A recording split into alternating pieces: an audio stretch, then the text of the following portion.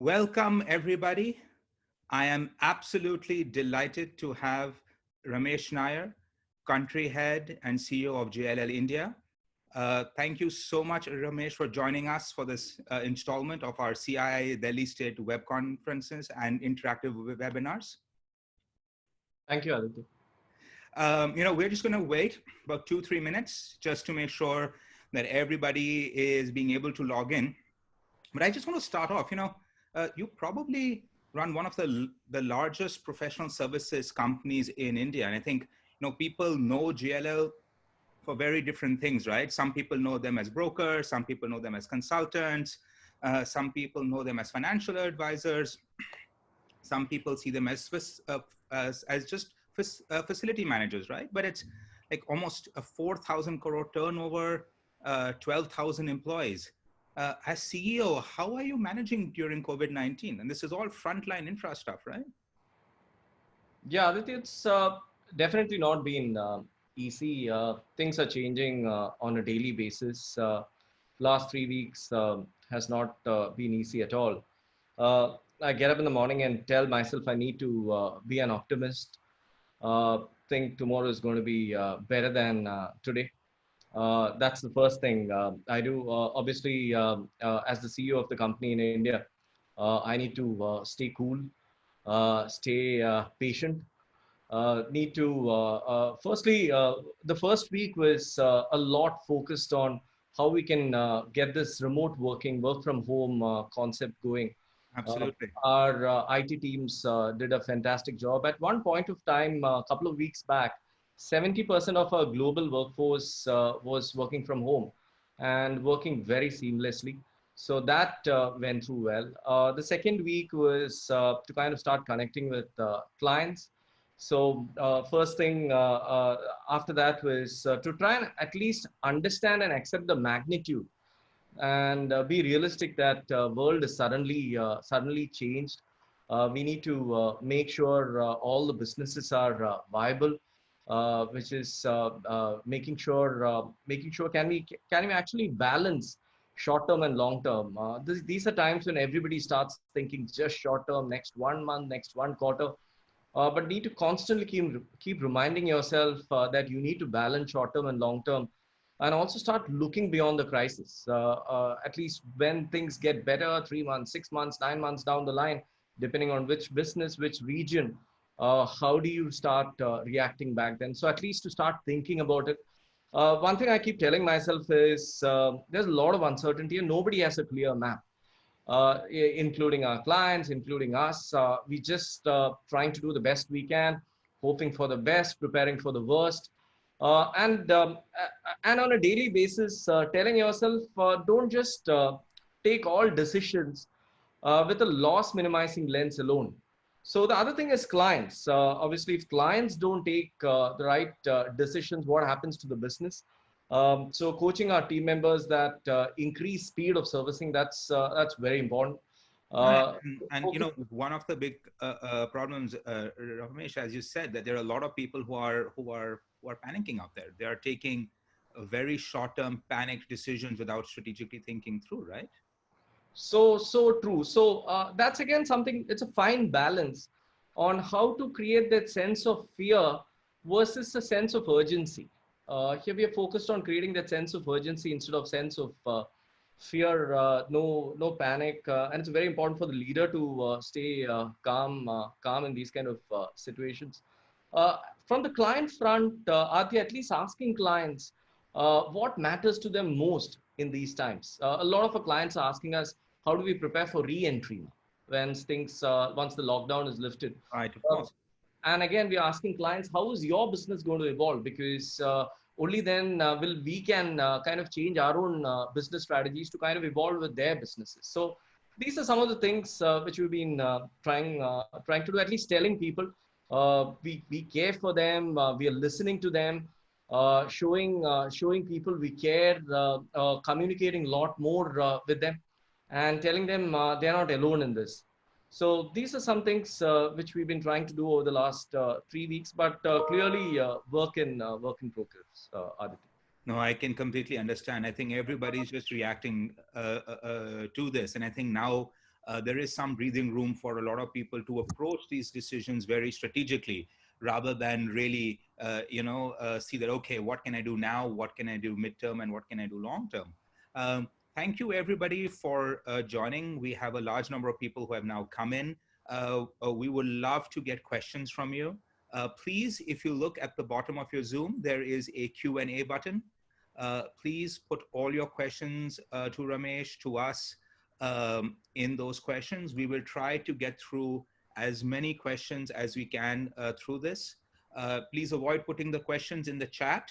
Rather, if you could use the formal Q&A system, that will allow us to sort of structure this in a much better way. We have a lot to talk about. This is a very expansive space, a lot of amazing things that are happening, a lot of huge changes. And I'll just give you a bit of a background. I still remember, I think, 5-6 years ago when I first met Ramesh, and he had come in. And at this time, I was trying to understand India completely, what's happening in land, development, buildings, all of this stuff. And I had been reading, white papers, going through presentations, going through case studies, everything else. And I still remember he was one of the only people who just, came into my office, sat with me. He opened a notepad. In about 15-20 minutes, was able to summarize the entire market, the entire industry in a very consistent, structured manner. And I remember thinking, wow, after hearing all of those presentations, 2 hours, this thing, here is someone who actually knows what he's talking about, and he can quickly summarize all the things in. And so this is one of the very, very, sharp people we have in India. And Ramesh, once again, we are delighted to have you here. So please ask questions. We are going to try to structure this webinar since we have a lot to cover. And we are going to start going by asset class, and we're going to go a little bit in depth. We are going to try to answer questions about those asset classes as we cover them. So please ask your questions so that we can match the questions to the asset class we talk about, so we can have a consistent theme as you're going on. Ramesh, let's start very first with office space in India. Now, pre-COVID-19, and you have the numbers, there was an office space boom that was happening, huge number of players entering, large investors coming into the market, rents, at least in class A plus, certainly perhaps not skyrocketing, but certainly showing very good, stable growth. And there was a lot of optimism that this is sort of going to drive the industry in the next couple of years. What's happening now? And, although COVID is happening and, the dust will settle, but I'd love to get a little bit more longer term perspective, 6 months, 1 year, 2 years. Aditya, I'll cover the short term and the long term. Record levels of absorption last year at 46 million square feet. India was the biggest market in the world in terms of new office space absorption. And suddenly all this has happened. Luckily, the market fundamentals are still quite favorable to landlords, with very low vacancies and very limited supply coming in till 2022. So it's not kind of going to be any big crash happening on the office side. Occupiers are not reacting knee-jerk. They are waiting and watching, and they're not immediately going to landlords. The office occupiers are not going immediately to the landlords and starting to renegotiate or anything. So there's a wait and watch, trying to understand what exactly is happening. Deals which were about to be closed obviously are on pause mode, not cancellation mode. Occupants are still kind of committed to deals under negotiation, but want to delay rent commencement dates. That's quite important for tenants. Under construction projects, we believe will get delayed due to labor availability. There will be delay in fit outs also because a lot of material comes from China and Southeast Asia.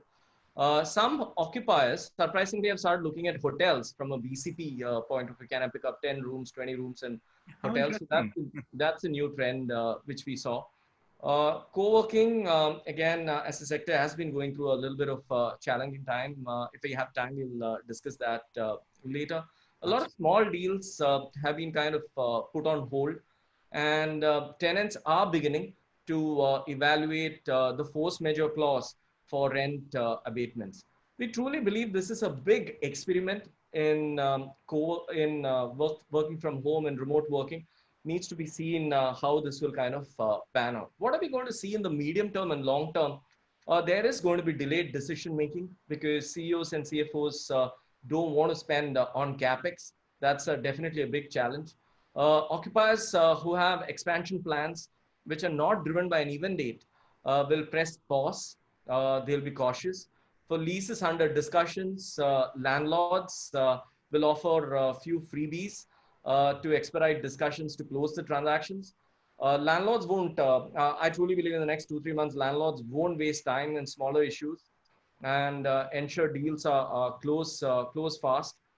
We believe this is something we saw in 2008-9, the trend of extend and blend, where an occupier goes to a landlord and tells him, I'll extend my lease subject to you giving my benefits in my renewal. We believe that'll start again. We believe this is a good opportunity for occupiers to do better deals than the deals which happened in 2019. There is that opportunity. Companies like us, I'm sure, will get inquiries from tenants for lease restructuring on how to save costs. The CFO starts becoming more and more powerful in these kind of situations. He takes controls. Occupiers are definitely going to be asking for longer fit-out periods, longer rent-free periods for reasons like there's no labor today. Even if you have the material, you cannot finish it. Distressed space is going to take some time to come into the market. On the long run, we believe this is, once the sector bounces back, this is probably going to be the first sector to recover, the office sector. We've seen that many times. 2002-3, we have seen that in 2008-9.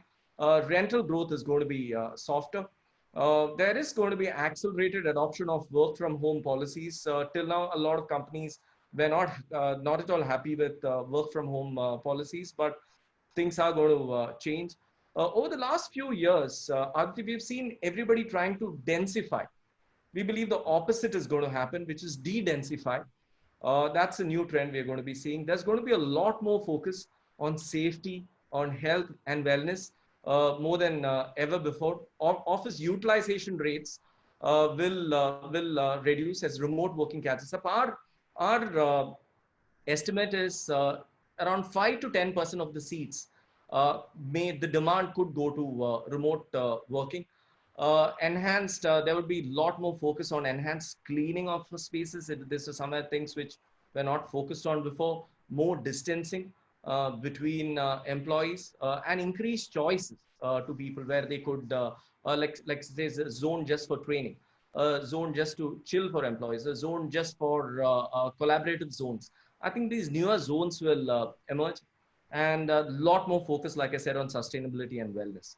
So these are some of the things we expect to happen in the short term, medium term, and long term for the office occupier and the office real estate industry.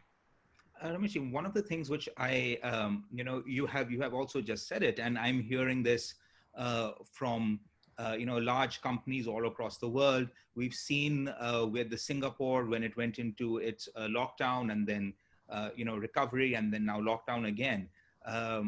One thing which we have seen in terms of interior design and fit outs, we had the entire thing about, open plan offices, right?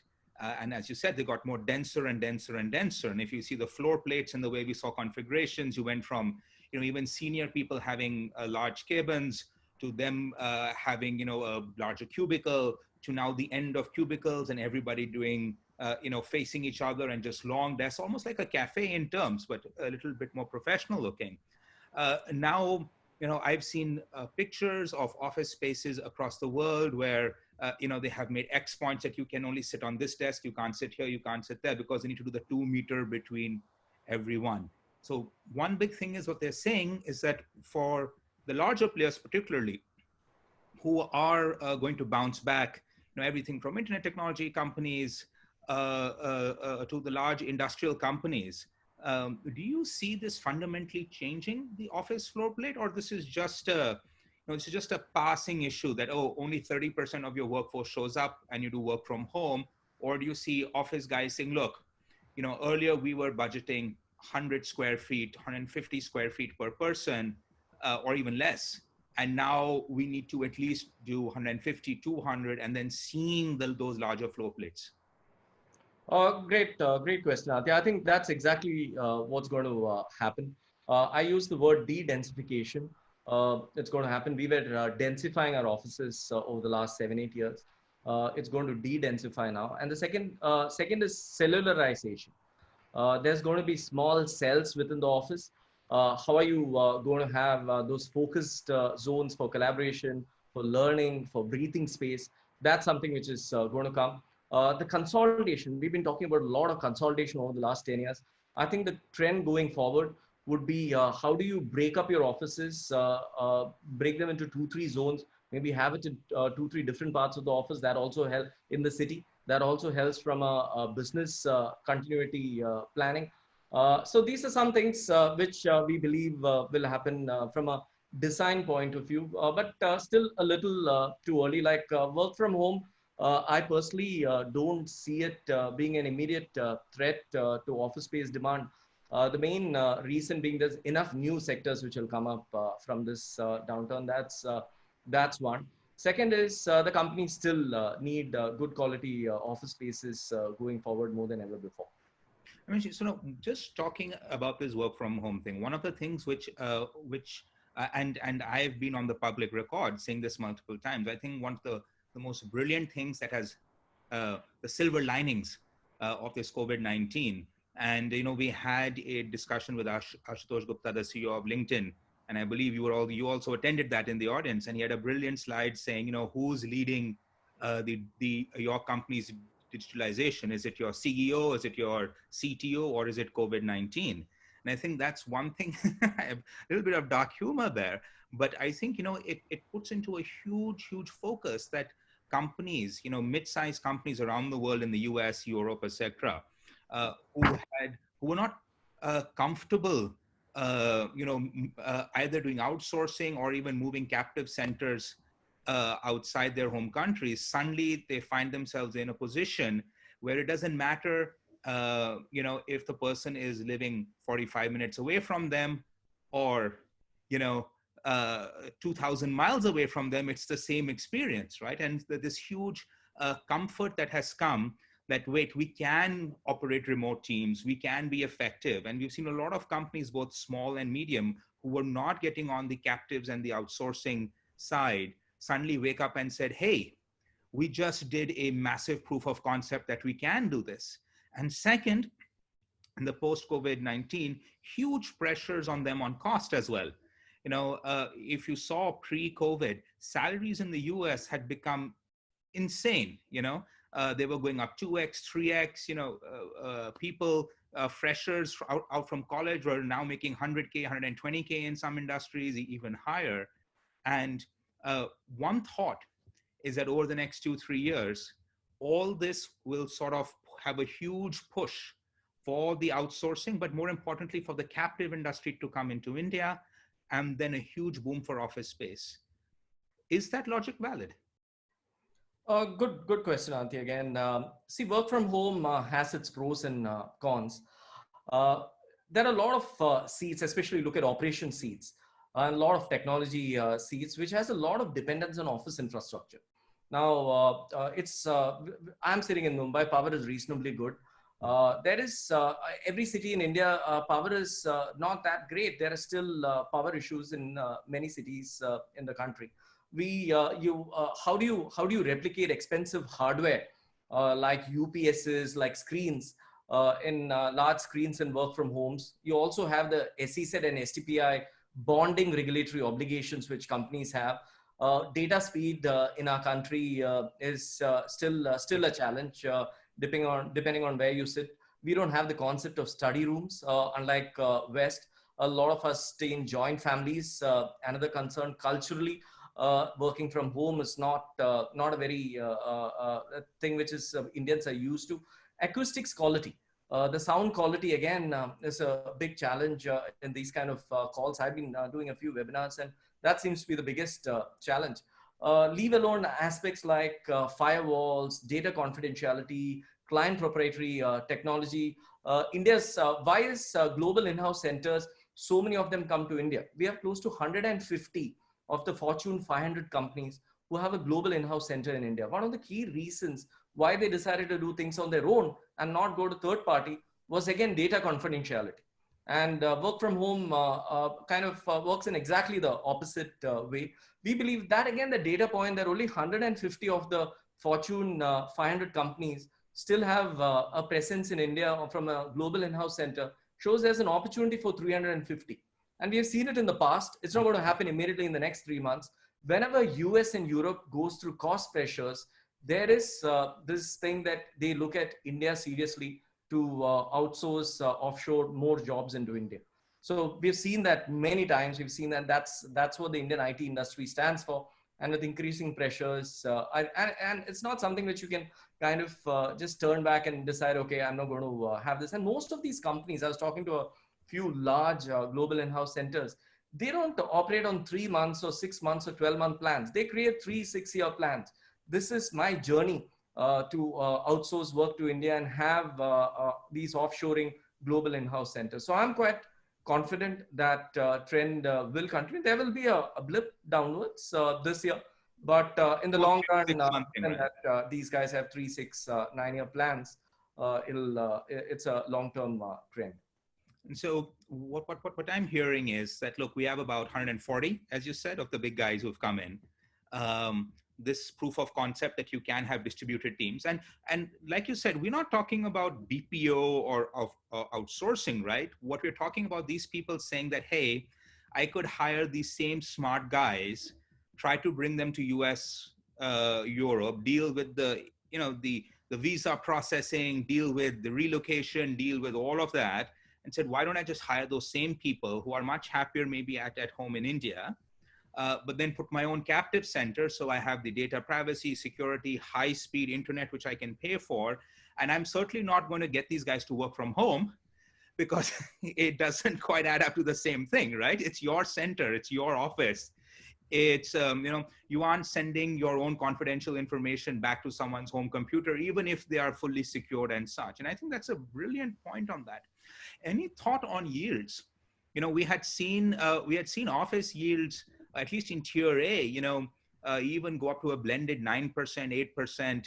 And some people were for A+ grade talking higher. And, one of the things which I'd love, and, we have a few audience questions here on this, so far, a lot of what you and I have talked about has been tier A and A+, right? The Mumbais, the Delhis, the Gurgaons, a few campuses, maybe in Hyderabad and Bangalore.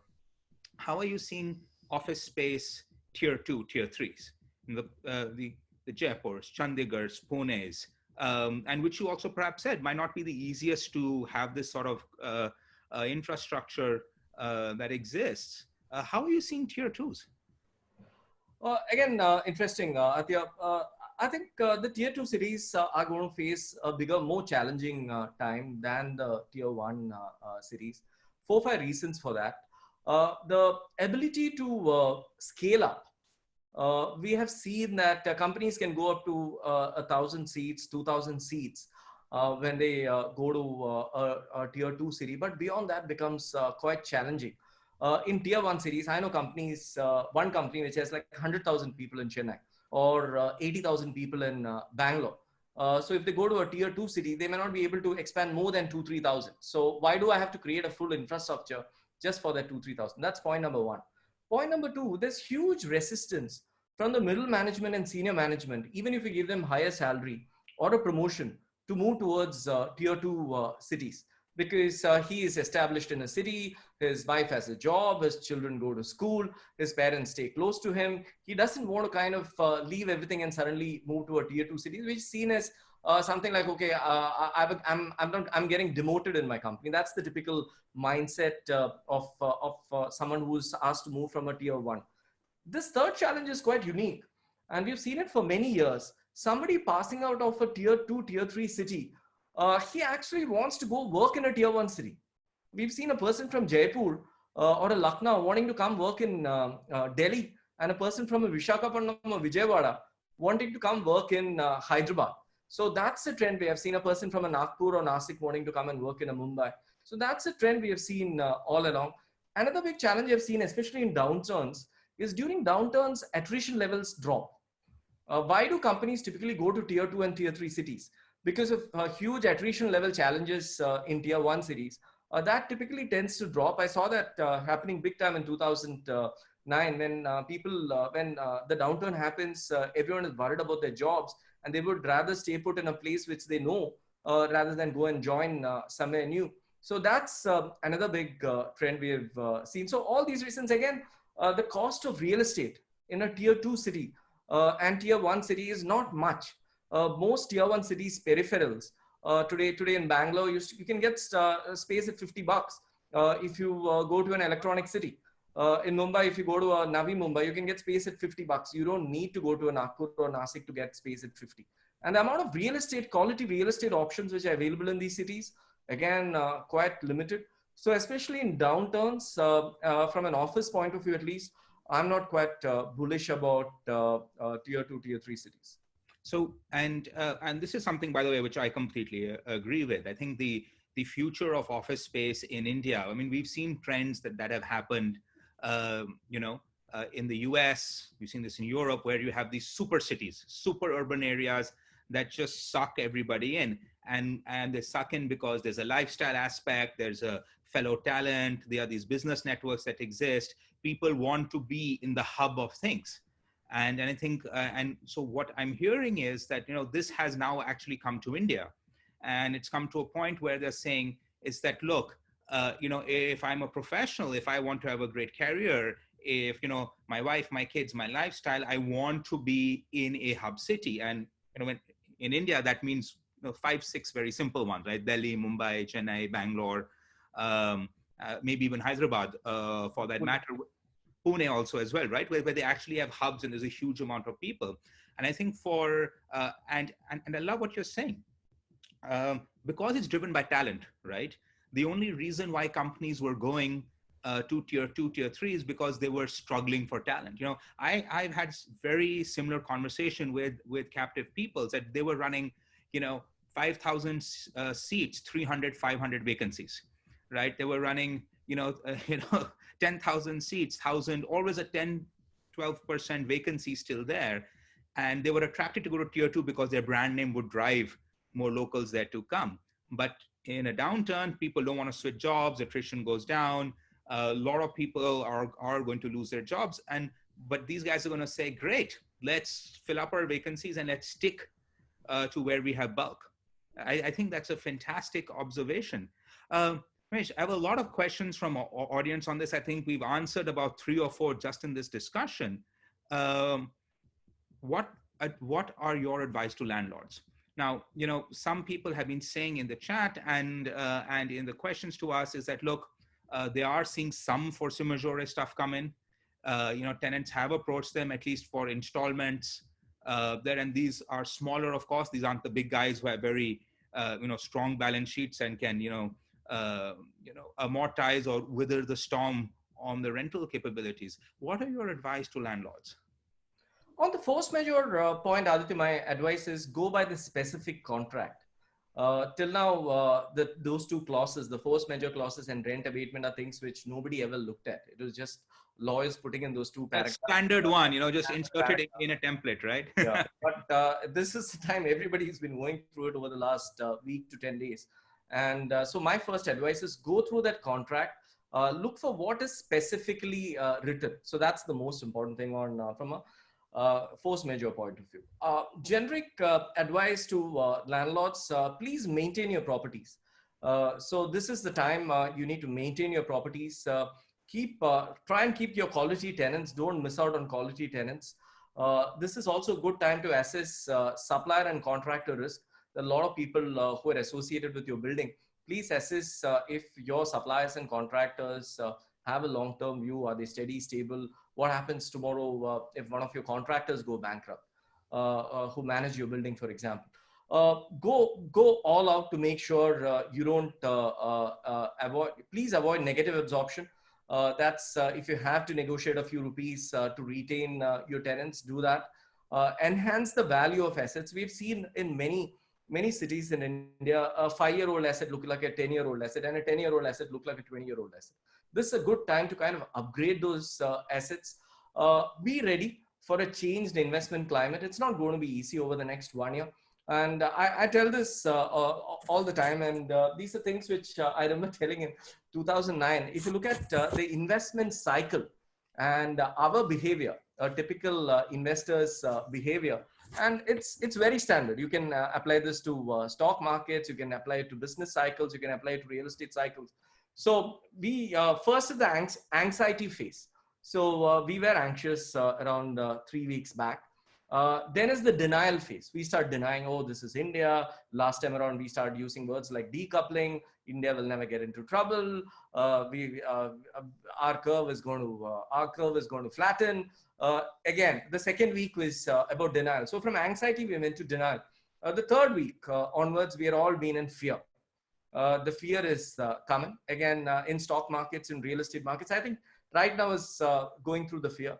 The next stage is going to be panic.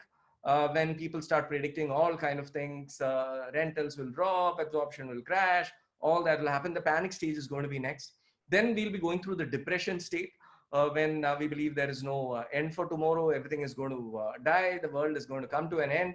And then again, we come to the hope phase, then relief, then optimism, then excitement, then euphoria, and again come back to anxiety. So we've seen this over and over again in real estate. So look at the cycles in real estate. 96 was a peak. 2003 it bottomed out. 2008 was a peak again. And 2019 was a peak again. So we've seen these four of these cycles getting played, and behavior has exactly been same. So right now we are seeing a phase where counterparties, the occupiers, the retailers, the landlords, everybody is in a denial phase. I think it'll sooner than later hit us in the next 3 months when the economy kind of slows down and there's going to be job losses and all that time. And that's the time I think we shouldn't panic. We need to be hopeful. Things would become better, maybe 3 months, 6 months, 9 months down the line, and wait for that hope, relief, optimism curve to kind of come back. Just one more question on the commercial side, and then we're going to move on to next asset classes. And by the way, we will come back to broader questions on what the government can do and such for the sector, and we'll save that for the last bit of the conversation. Any thoughts on yields? Yields has to kind of go up. Yields for commercial, retail, industrial, more or less had stabilized between that 7.75% to 8% mark. Liquidity is going to become a bigger challenge. Foreign direct investment, they would go back to safer territories, markets which they know better. I still remember between 2008, 7, 8, we had seen close to $6 to $7 billion of FDI come into India. And that dropped to $1 billion in a couple of years. So from 6, we saw that I don't see it's going to be such a drastic drop, because the investments which came post 2010, 11, there's a lot of success stories, the Blackstones, the Brookfields, the GICs, the Canadian pension plans, a lot of good success stories which are widely publicized around the world. I think these stories of getting good yields from India, good IRR returns, it will reduce, but I'm saying the investment quantums will reduce and the yields will have to kind of go up. But I think even if the yield goes up, it's going to be marginal. It's not going to be something drastic what we saw, because there's still a lot of liquidity available in the world. The other day we were calculating close to the dry powder, which the real estate private equity funds have even today, is close to $330 billion. And we're talking of an Indian market like India, which is just 6 billion last year. So that's a $1 trillion market. Every year funds invest close to $1 trillion, and we get just 6 billion of that, which is like 0.6%. So we don't have to worry too much about it. Even if that 6 becomes 5 or 4, it's not too much of a change. So that's something we need to be kind of, we shouldn't panic about that. I mean, in fact, I've heard theories, and again, I subscribe to these. That look, the U.S. has just had a massive bailout, like 2 trillion plus, and now maybe another half, and maybe it'll go up to 4 trillion probably, right at the end of this, right? And that's 4 times the amount of money they spent during 2008. That is all the Iraq, Afghanistan, everything wars all combined into a single massive tranche of money, right? Yields in Europe, government yield, etc., zero, negative, massive amount of money and unconditional money, right? This isn't a socialist outlook money where, okay, we're giving you money, but you can only spend it here. Unconditional money has been pumped in. The Fed has been pumping, not just pumping, printing dollars. I mean, I'm seeing all these cartoons of the Fed just saying printing. But because the dollar has been a reasonably safe asset and there's been a flight to the dollar, they can continue to print. At some point that has to go searching for yield, right? Right, this massive amount of this wall of money. When do you think that'll hit India? I mean, of course, you're not going to see huge percentages, and I'll outline the theory. The idea is, look, not going to go to China because people are going to do a wait and watch on China, trying to understand the data and everything else that's there. It's going to come out of there, both on the economic front and the post-COVID-19 situation. It's not going to go to some of the other traditional emerging markets because they are a little bit wobbling as well. And so if you want any yield, which is a reasonable, and as you said, a history of delivery, at least in certain asset classes in India, we presume a bit of that will hit India. When do you think that would be? And again, for the audience, I am totally asking Ramesh to crystal ball here. He and I could be totally wrong. Tomorrow morning, there could be a new notification from the government, either Indian or the US, and everything we say will go off the thing. Pure crystal ball, no harm, no foul, no legal liability. When do you think this money would come to India? On a lighter note, Aditya, I had actually given up forecasting post 2008-9 for 2-3 years. It was a little while for the pain to be forgotten. But the amount of money which is going to come all depends on the recovery cycle. So I know there's a lot of discussions around V's and U's and L's. I believe office and industrial would be V-shaped recoveries, not a sharp V, but more like a little curved V-shaped recoveries. Almost upside down C or something, right? Yeah, sideways C. It'll come like this and it'll go. We've seen. I mentioned this earlier also because office is typically the first thing which recovers when a downturn kind of ends. Let's look at the other asset classes. Retail. I believe it's going to be still quite U. There'll be more pain. And even when it kind of recovers, it's going to, this period of this U shape is going to be a little longer than office. Residential again will be U, but it's going to be a little faster. But even when it goes up, it's going to be a little wobbly. But I truly believe residential will go up from the previous peak, which is not the previous peak when I meant what was the situation in Jan. Because things were really messed up over the last 3-4 years anyways in residential. It has to kind of go up. So I think residential would be something like this. Office I mentioned would be this. Retail would be more a slow U going up. Hotels would again be very similar to retail, where things kind of, this shape will continue for some time before it starts. For the money to start coming back, big FDI, I think maybe a 12 to 18 month window for money to kind of come back, because look at it from a foreign direct investment point of view. This underwriting is not easy now with all these currency fluctuations happening, interest rate fluctuations happening, demand fluctuations happening, supply fluctuations happening. How do you underwrite? How do you price an asset currently?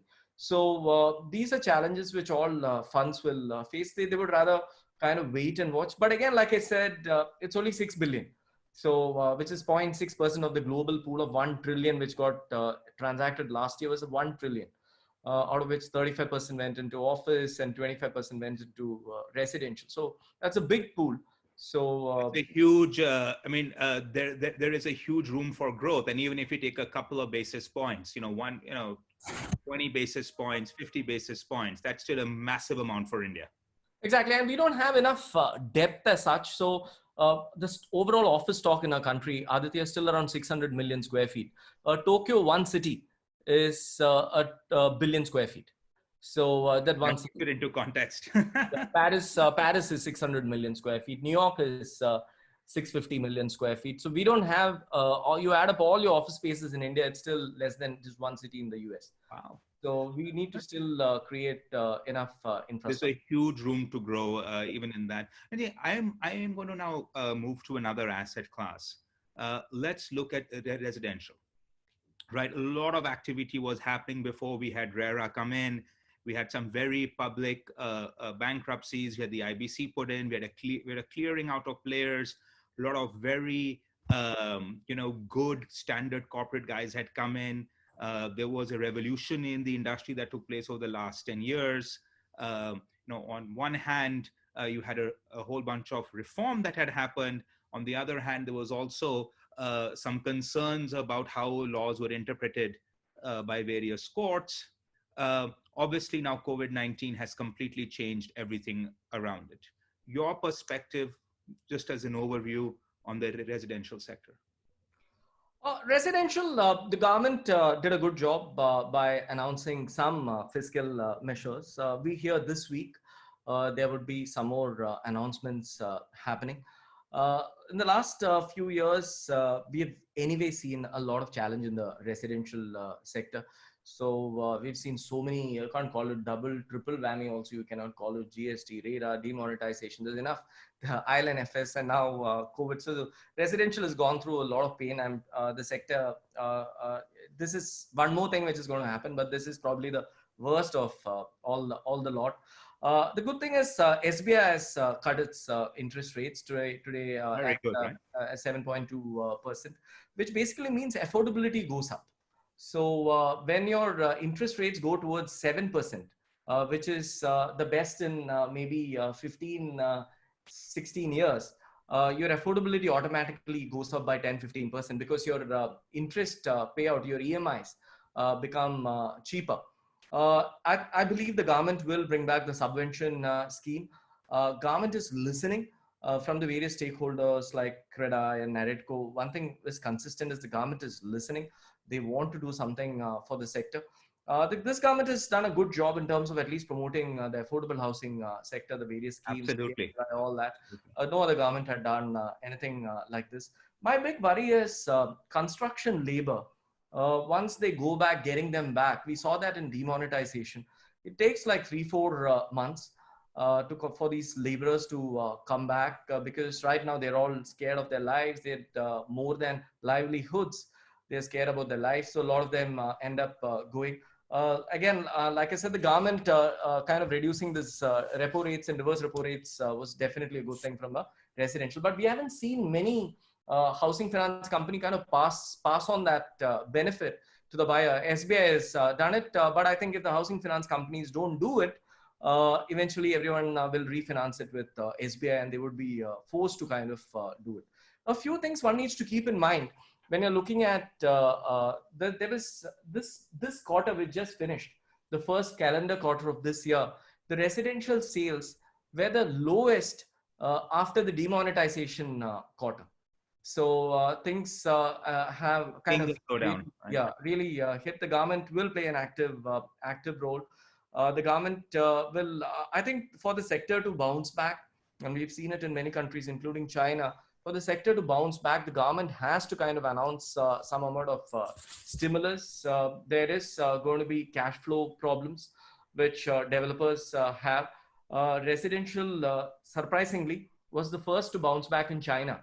So I was looking at some data points from China. And by the Ramesh, would absolutely love you to cover some of that, even if we go back to the commercial asset class for a bit. Bear with me, everybody, because I think this is a great point that Ramesh has brought up. We do have a benchmark in another emerging market country, or I'll bet perhaps 10x more developed and in GDP than India.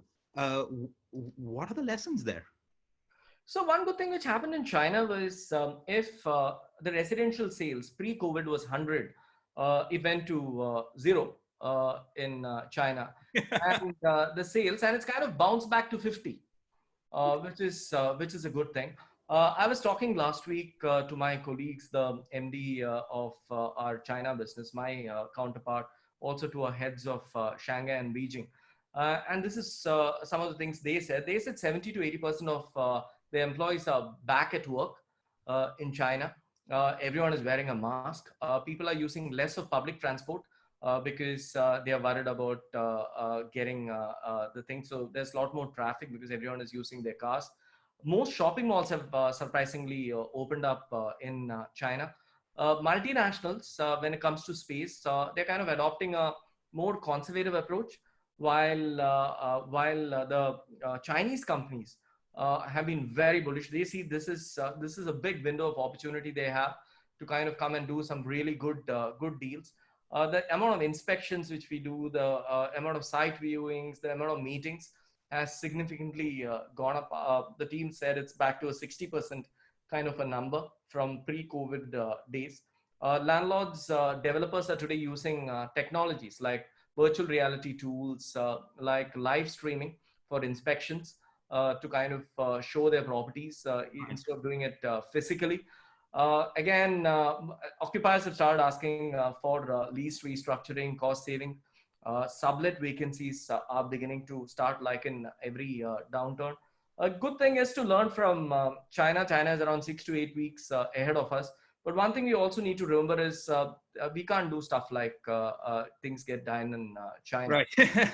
Very different system. Very different system, but at least something to be hopeful and optimistic for is the way China has bounced back. Right? And 70-80% of the office employees getting back to work, and most malls getting open. That itself is a great sign. And residential sales coming back to 50% of the original number. I think these are good data points to keep in mind. No, I think they're great data points. Honestly, if you were to ask a standard person off the street and said, when do you think the residential sales will start back in India? I don't think anybody would say in weeks. They're months or years, right? And I think the big hope for our industry in India in this segment is that at least necessity is the mother of all innovation, and that we are going to see a lot more things happening that's going to really push sales going out in the sector. And I think 50% recovery in 6-7 weeks is a great story. Maybe India won't do that, but I think even if 30-40% happens here, I think we'd be very happy. I have some interesting questions here on this front. Swapnil Jagdale, I'm sorry for murdering your last name, has asked, which a lot of people here are asking as well. Labor retention right now, and you mentioned it, is a huge problem. Are you seeing any strategies that developers, contractors are using, or is it just having to pay them more? Is this going to send costs of projects out of whack? And is this a 3-month story, 6-month story, or one way to look at this? And this was sort of the worst case scenario being pushed out by a lot of labor organizations was that post COVID-19, the great Indian labor migratory story is starting to come to an end. I don't quite believe that. But obviously, this has a huge impact on pricing, on construction, on how business is done in this sector. Thoughts on that? Incentivizing labor to come back. What are people doing and can do? And second, are we going to face this migratory crisis, or this is a COVID thing and it'll settle down in 6 months? I think it'll settle down sooner than that. My belief is this labor issue will last for maybe 3 months. 3 to 4 months, and things will look better. I've heard of the government of Maharashtra do some innovative stuff of keeping these laborers busy on various public works aspects, making sure they get money, making sure, and they're tying up with various NGOs to make sure they get fed during the day. So all that I think Maharashtra has done. I've seen some office developers in the country actually residential already there is pain. So I think taking care of laborers for 3-4 months may not be the most viable of solutions. In office, wherever buildings have been built, are getting built, there is obviously penalty clauses which developers have. Like for every day of delay, in construction, they'll need to give more rent-free. So these are essential part of commercial contracts. So it's kind of good for them to kind of retain these laborers by giving them a little extra money, taking care of their food, all that. So that's some stuff which is happening. But I truly believe, like it happened in demonetization when a lot of laborers went back, but we saw them also coming back in 3-4 months time. So I'm more optimistic than laborers just going back and never coming back. We have some questions on, new models of sales, right? And I'm trying to find the gentleman who asked this. So sorry, we have a huge number of questions coming in. But I'll paraphrase for him. One of the big things he was saying is that, obviously the way we sell has to change, right? And he gave the example of saying, hey, can we link our payments to bank loans directly, right? Is there a way to work closely with lenders to actually come out with packages, not just the usual, okay, I'm going to introduce you to 3 guys, they'll give you a loan, they give it to me, and now you pay them. But with the installment system in RERA, very closely work with lenders. Do you think that will start to happen? Obviously, we've seen this problem where the RBI rate, there's a spread, I think, between 4.2, 4.4% and 7.2, 7.6% is a massive spread, right? And, we are hoping that, as you mentioned, that a lot of housing finance companies and a lot of other banks start to, decrease that spread and to really make this affordable. But are you seeing innovations where they are working closely with lenders and trying to, bridge that gap, or that's still too far away? I covered a couple of these. I think the subvention scheme has to come back. That's very important. Interest rates, surprisingly, post the downturn, the global financial crisis downturn, had kind of gone up to a 9.5%, 10% mark. And today, you look at the rates now. Financial institutions will have to drop their rates. I think there is going to be pressure from all stakeholders, including buyers, for financial institutions to drop housing loan rates. Again, it's very important to compare this from the 2008-9 crisis. 2008-9, you may remember that the valuations were very overheated back then. Today, the residential valuations are not at all overheated. Back then, it was a very seller's market. You go to a developer, you don't book in a week's time, you don't meet him next 3 days, you would have sold it to someone else. That is what India was in 2007-8 residential market. Today, it's a very buyer's market. There's a lot more. There was a lot more speculators than that time. Today, it's very, very end user driven. There are a lot more tax benefits for the end user to buy. And back then, you may recollect, Aditya, everyone was building a luxury apartment, 3-bedroom, 4-bedroom, big, massive apartments. Today, you look at it, everyone is doing relevant products. Which can easily be saleable. It can mostly be which can be marketed. Again, coming back to your question on how can you sell? Selling is very simple. I think one needs to price the product correctly. You need to have a track record of delivery. My big worry in the residential market is going forward post RERA. We have seen that most buyers were waiting and watching till the project gets ready. Previously, a developer would sell just 10% of his apartments when the project got ready. Today, a lot of developers sell 50% of the apartments when it's closer to completion. I think that trend will even further increase now. So you need to have the track record of completing projects on time, and do products which are more relevant to your home buyer. And developers learned it the hard way over the last 6-7 years. So these are some things which I see happening in the next 3 to 6 months. Just as you're talking about products, we have a couple of questions people have asked. You had mentioned that the entire having a study or an office at home was a very Western concept. Have we arrived at a point where now this is a standard in every floor plan, that, 3 BHK with study?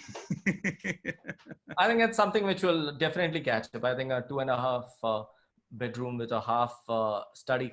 Half study, not a full study yet. We're not there. Will catch up, I think. We've seen it in many countries, and I think in a matter of time. So at least in certain markets, you think there is a change in product as well. I guess, right? People being cooped up for 3 weeks, 4 weeks at home suddenly have a very different way of looking at the space they're in. So I remember last time overnight after the downturn, the sizes dropped around 15%. So your standard 1,000 square feet became 850 square feet overnight. So Oh, I'm sure wow. new designs will emerge, and more relevant products for the market will More come. relevant products. I have Mr. Sumit Jadhav who's asked a great question. And again, this is not just for residential, this covers everything else. One of the biggest issues that India faces, and it just shows up in the World Bank report, a lot of people have talked about it, is that one of the largest costs to the end user is actually regulatory.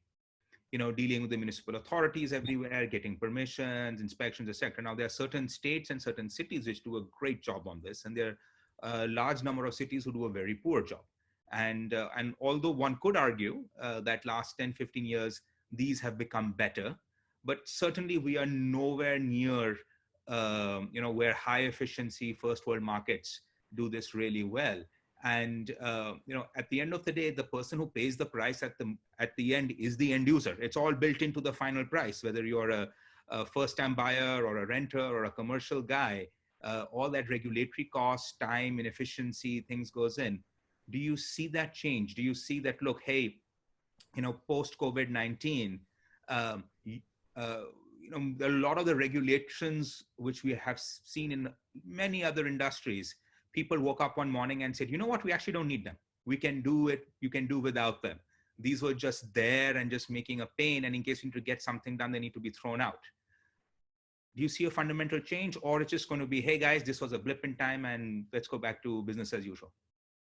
Yeah, I've seen, great question, Aditya. I've seen statistics which shows that close to 35% of the price you pay for a home goes in various government charges.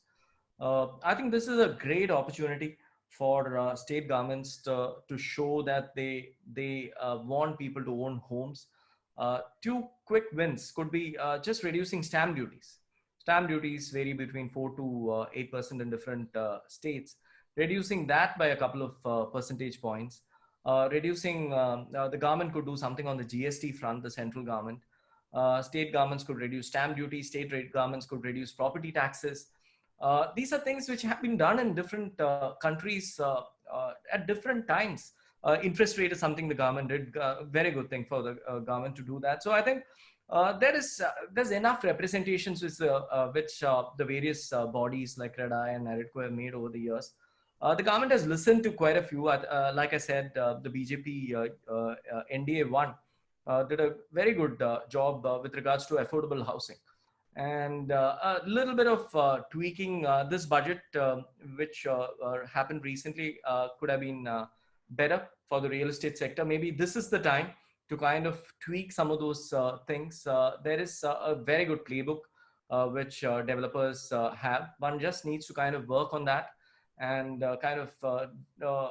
see. The one thing we need to remember is this is a sector which contributes around 7-8% to the GDP, and the second biggest employer in the country after agriculture, the construction sector. So if you need to take care of that to create employment, you need to see this. Everybody knows this. There are close to 250 industries whose fortunes are based on the real estate sector, including some big industries like steel and cement, paint. And if these industries, if the real estate industry doesn't do well, what happens to these industries? But there's enough representations made to the government. The government knows all this.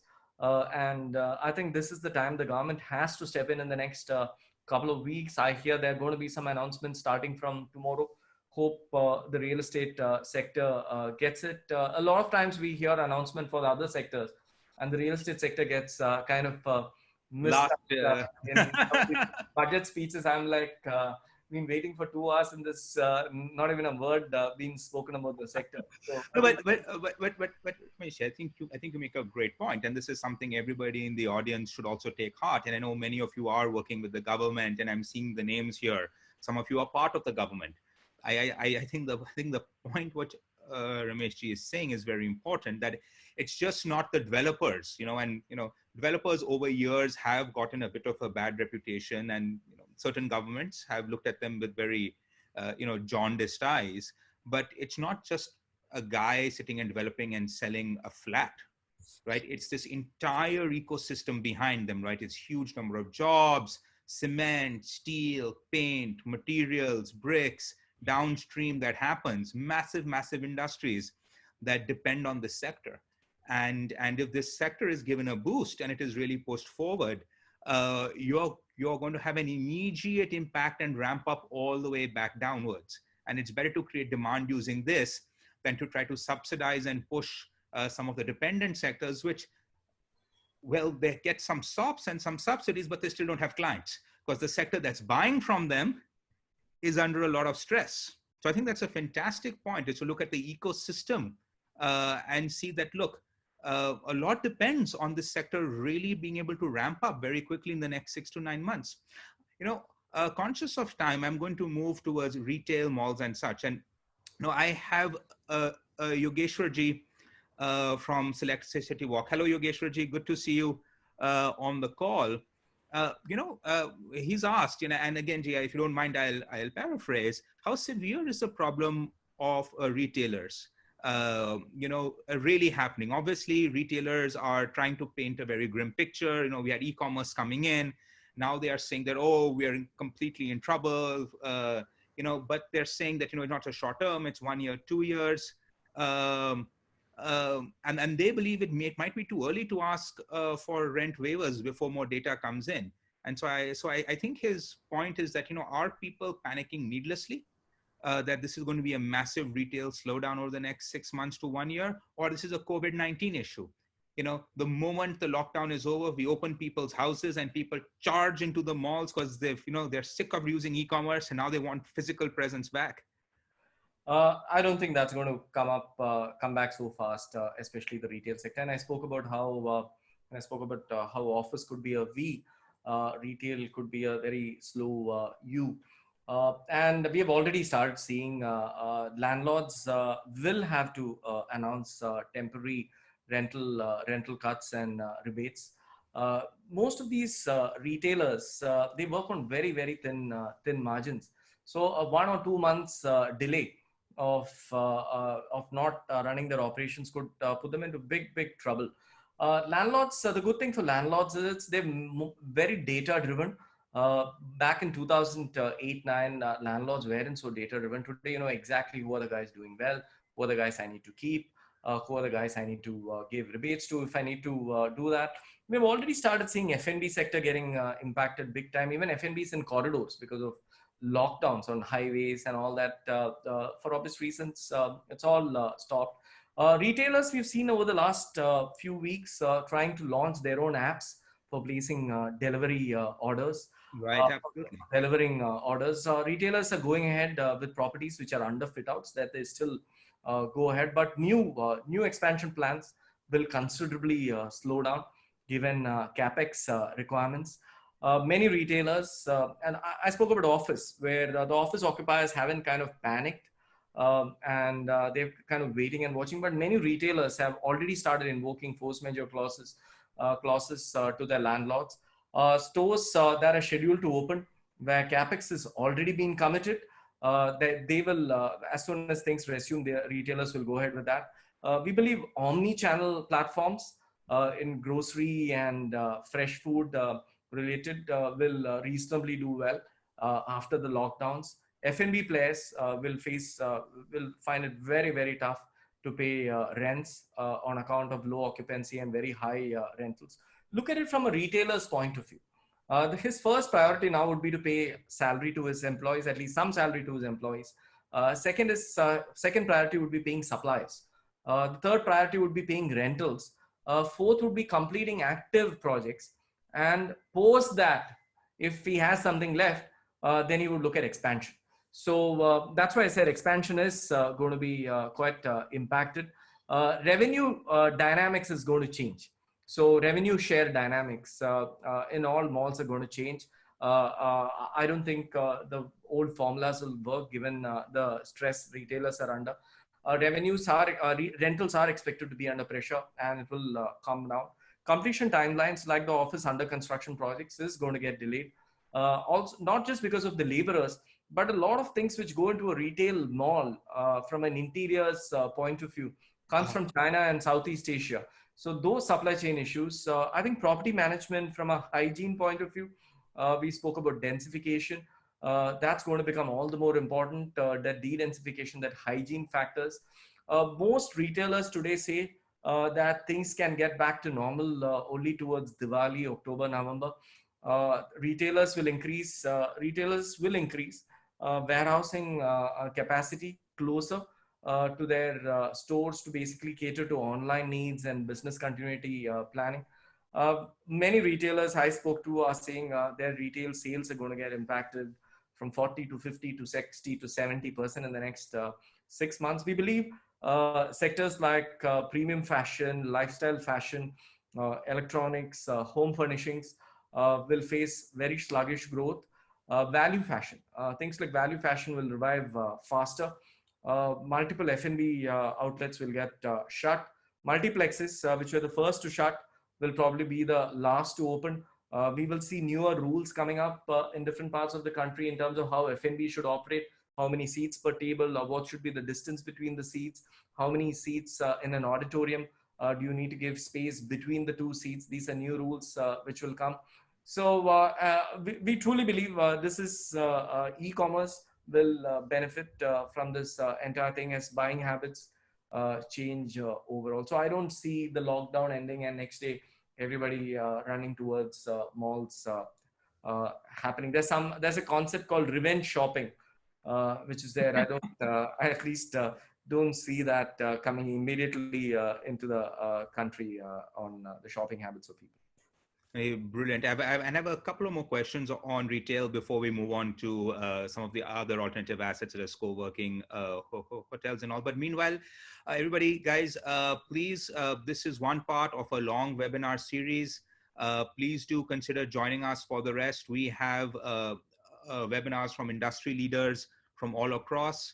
CII-Delhi State has also opened its Telegram channel to everybody outside, so to get any government notification updates and all. I will be posting the link in the chat so you can all see that.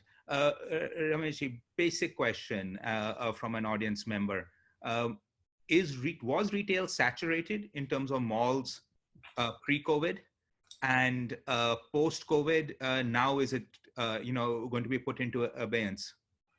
Not at all saturated. Our organized retail in our country is just 10% still. Our e-commerce also in our country is just 4 to 5% penetration so far, compared to US e-commerce where it's 16, 17%. So still there is huge amount of room to grow. I don't agree that e-commerce will just come and take over. From 4%, it may go to 6% or 7% in the next 1 year. I don't see that coming, and so don't agree at all. We have 250 to 300 good quality malls in the country. I think there is opportunity. Every city in India, tier 2, tier 3 city could have at least two or three malls. The problem happens when in the same vicinity, developers go and build 3 or 4 malls. That's when the problems happen, or even 2 malls. So if malls are spaced well, managed well, good tenant adjacencies, getting good quality retailers, the opportunity is still very huge. So I think it's still something which can be. The other big challenge in Indian retail is a shopper doesn't climb up. Typically is limited to 2-3 floors. Unlike in many other countries, you see shoppers going to 5 floors, 6 floors, because of which a mall developer is not able to utilize his full FAR or FSI. So I think there has to be some solutions one needs to kind of find around that. Like in the industrial space, for example, we don't have multi-level warehousing in India. You still have only one level, because of which your land prices on your total FSI cost is quite high. So do you see that changing? One question we have from the audience is that, post-COVID, as we have an impact on everything to meet FSI levels, you're going to see, obviously stuff like RERA and all makes it very, very hard to have multi-use buildings like in Hong Kong or in Singapore or in China. But do you see that changing? I mean, we have seen the entire concept, G+3 mall and then office space on top. And of course, In other Asian countries, it's very, very common to have that, the classic mall, hotel, office place, residential tower, integrated complex. Do you see that changing because of this, or it's just not an Indian cultural thing to do that? No, I think it will change. I think many state governments will increase their FAR going forward. The Maharashtra government has anyway proactively done it a few years back, but it's a matter of time before FARs in every city kind of goes up again, because all the cities are quite dense, and we need to kind of create more space within the same land parcel. So. Before we move on from residential, tier two, tier threes, one theory, and we have a couple of people in the audience who've asked, one big theory is that the same thing that, people will now avoid the big cities. They want to live closer to their families. They've sort of been bitten by this entire evacuation mode that they have to do, and they would want to at least buy a second home or step up in their hometowns. Do you see that affecting tier two, tier cities, or in general, tier two, tier three residentials doing anything different from the urban centers? See, the biggest challenge with tier two, tier three cities is job creation. So look at Hyderabad 15, 18, 20 years back. Hyderabad was a tier two, tier three city. And thanks to many proactive governments since 99, who kind of made Hyderabad into a destination, gotten all these large marquee names. Today, Microsoft's largest campus outside Seattle is in Hyderabad. Amazon's largest campus outside Seattle is in Hyderabad. Google, Facebook, all these companies have large presence in Hyderabad today. So the main thing is you need to get some of these magnet names to your city. I still remember back in 1996, Chennai managed to get Ford and Hyundai to come and set up big manufacturing setups there. And that led to a 10-year automobile boom in that city. A lot of jobs were created. A lot of auto ancillaries were created. A lot of other industries came in because of that. So I think the main thing with tier two, tier three cities is I think developers in these cities need to kind of lobby with the local authorities to get one or two good magnet, good names in, which can kind of attract other companies to kind of come in. So it's a herd mentality. You see a Microsoft there, somebody else will come in. You see somebody else, the third guy will come in. So that's the crux, Aditya, on that. So I think this is a great point. Like, you need two or three major players to come to create an ecosystem.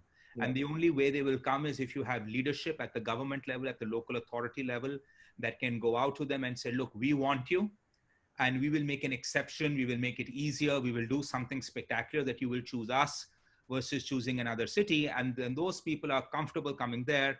And then they bring their ecosystem, they bring their suppliers, their vendors, their ancillaries. And then once a person is established there, then the next 10 companies say, hey, that guy is there. They are getting people, there's training, there's education, everything is happening. And then that sort of moves in. I think that's phenomenal. And I think it's a great point. I think if everybody, instead of just lobbying for subsidies or this, starts lobbying that please create jobs, please create ecosystems for us, automatically prices will rise. Automatically, tier two, tier three cities will become a lot more on the map of global players. One more point, Aditya, and also lobby for air connectivity, because you need to be well connected domestically and maybe internationally, at least to one or two cities, maybe a Dubai or a Singapore, to those gateway cities. So that's another big challenge I see when companies look at decision making from a tier two cities. Even domestically, many tier two cities don't have enough flights to Mumbai, Delhi, or a Bangalore. I think should change. Local governments can focus on that aspect of, at least in every city, in every state, at least 3-4 cities having some amount of, I'm not saying they need to have 50 flights a day, international flights. Just that one flight to a Dubai or one flight to a Singapore is good enough. Something like that. I think that's also important for a tier two, tier three. And I think it's very good that we are talking about this, because the government, if one of the signature achievements of the Modi government has been Udaan 1 and Udaan 2, right? And Udaan 3 and Udaan 4 that comes up. And I think for everyone to really lobby that how these have been game changers for these cities. And as Rameshji has said, we don't need, connectivity to every place on earth. We just need it to one or two critical international hub airports. If someone is coming in from most parts of the US to India, they expect to transition through at least one place, whether it's a Heathrow or a Singapore or a Dubai. Very few people expect to take direct flights from US to India, especially if they're coming off from the major cities like New York or Chicago, which have direct flights to India as well. They expect that transition, and that will drive prices up more than anything else. I want to quickly transition to alternatives. And just talk briefly about hotels. I know, very difficult conversation right now to have on hotels. It's been I think, first industry which was massively impacted at the very beginning. And we had a couple of CII-Delhi town halls. By the way, in the audience, if you're a CII member yet, please join our town halls. If you're not a CII member, please, the link is in the chat. Join us. And we had these town halls, and we had people from we had 2-3 major hotel players talking to us about the issues they're facing. And it's a bit of a bleak picture, but how does that translate into hotels connected to this sector? That's an operator's perspective, but how does it work in terms of yields, new hotels coming up, existing hotels, rents, lease? The whole thing is quite different, right? Yeah, so like I said, Aditya, it's going to be a U which is a little more protracted. So it's not going to bounce back so fast. Multiple reasons. Currently, already 50% of the branded hotels across segments in India are shut. There are few hotels which are located in close proximity to hospitals today, providing quarantine facilities at nominal room rates. Many hotels across India are already operating in gross operating loss. All the major events, all high-profile events have been kind of cancelled. Industry is already started implementing huge amount of cost reductions measures, including staff reductions, salary reduction, F&B shutdowns. All that is already happening. Staff availability, thanks to the lockdown, has also been a challenge. There would be very limited equity capital available. Hotels anyway didn't have much of equity capital even pre-COVID. There was some amount of lender appetite to hotels pre-COVID. Now that will also kind of stop. We believe Q2, Q3 is also calendar years is going to be tougher. Tough hotels. There will be many hotels which will breach loans to breach loan even post the moratoriums with the banks. Travel advisories, restrictions, lockdowns, all this is definitely having a big impact to the sector. A return to normalcy is, like I said, is going to be protracted. Discretionary travel is going to reduce, which is going to impact hotel demand. Now look at every company. We are a services firm who have 12,000 employees in India. We are looking at every penny to save. The first mail which comes from our CFO is cut down on travel wherever you can. Or why don't you do a WebEx or a Zoom call? Green shoots, I don't expect any green shoots this year for the hotel sector. Growth, again, recovery is looking, it's going to take at least 12 to 18 months. Locations which are epicenters today are going to be impacted more. So unless we kind of control that, it's going to be a challenge. Private equity will come back when the distressed deals start. Cracks will emerge over leverage assets. High net worth investors, I believe, will come back into the hotel market because cash is king. They will retain their assets. They will go talk to banks and try and see if they can get any deals. Work from home is definitely going to have some amount of impact on hotels. As people will say, let me not travel too much around from business needs. Collaborative technologies. How many of us were using Zoom till a month back, and today everybody's here using Zoom. So collaborative technologies will have an impact again on the hospitality sector. I think once normalcy returns, resorts which are located within 5-6 hours driving distance from cities will be the first ones to recover. International vacationing, people are not going to think about it, at least for the next few months, given the kind of challenges the world is going through. I think domestic staycation is something which will kind of come into our country, The which is Lokhandwalas or the,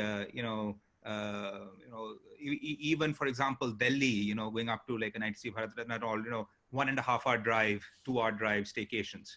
so Lonavlas, your Mahabaleshwars and all these things, which are like a staycation or staycation within the city, going to maybe like 1 hour away from this city, not very far off. Market recovery, the travel restrictions need to be lifted. Consumer hesitation to travel will be there, and demand is at least for the next 12 months, demand is going to be driven by the domestic leisure traveler who might be hesitant to take flights and would rather prefer to drive. Markets which have very high international visitation will feel the heat even more. Markets like Bombay, Delhi, Bangalore, which have a lot of international visitors coming, and It's like location. a 5 star category, which is depending on this huge amount of global travel, right? You just had to have rooms. Those you are thinking will really dry up a bit. Exactly. So these are some of the challenges we feel and some of the trends we see coming up in the hotel sector. Now, I'm going to quickly go to co-working, and then after that, we have a few macro questions which I like to address because we have a little bit of time left now. Um, One of the big things for co-working, and we had a call with a few of our people in the CII webinar series where there was this joke that I think everybody had wished they could work from home. Now that they've experienced it, they don't want to work from home. And even those who are sort of were working from big offices or such, again going to that global phenomenon that it has proven that, look, you don't need to have everybody in the office. And now obviously this won't be for the big guys, the captives, the guys who are worried about data security, but at least the smaller players, 50 people, 100 people, 300 people shops might say, you know what, why have an office? Let's just get the best talent in the country. And one guy could be in Bangalore, one guy could be in Mumbai, a couple of people in Delhi. And now we've proven that we can actually get this team to operate that way. Obviously, if those who are very comfortable working at home will do it, but I think a lot of people have said, you know what, I need that separation between my personal life, my family. I need that concentration exercise. As you had said, I don't have that study which can be locked and everybody, gives me my personal space, even especially in my joint family, right? Co-working, is this, I mean, of course, the WeWork and all the debacle we had globally, but is this where co-working makes a comeback? I think it's a mixed bag. There are pros for co-working and there are cons. There are things which the co-working industry will need to fix. Firstly, there are 400 co-working players in the country. I think many of them will be in trouble. I think the industry will consolidate to maybe 15, 20 players, like every industry. That's the first thing which will happen. From the positive side, a lot of companies today don't want to invest capex. So they want to rather pay OPEX. So co-working is the best thing because you get your fitted out spaces. That's point number two. Point number three, again, is look at flexibility. Today, the companies will look at flexibility more than ever before. And from business continuity purpose, okay, can I have a few co-working centers around the city? Right? So that kind of gives me better BCP. But the co-working industry is going to get impacted by distancing. Because the entire model was based around densification, and now you're telling people de-densify. So that could definitely have an impact on co-working. Community, the entire thing was community. Over the next few months, we are not going to be wanting to be in too much of community zone. Other big challenge, Aditya, is also in an office, regular office, the people you're going to be working with. In a co-working, because you're working in multiple companies, you don't know the kind of people who are around you, which will give you a small amount of fear. When given the next few psychological fear. So short-term de-densification will happen. Smaller offices in multiple locations within the same city. You will have to rearrange common areas, rearrange interiors. Productivity issues, I think work from home will have an impact on co-working. Co-working players have already started offering softer pricing. and start giving good incentives, especially for their newer centers.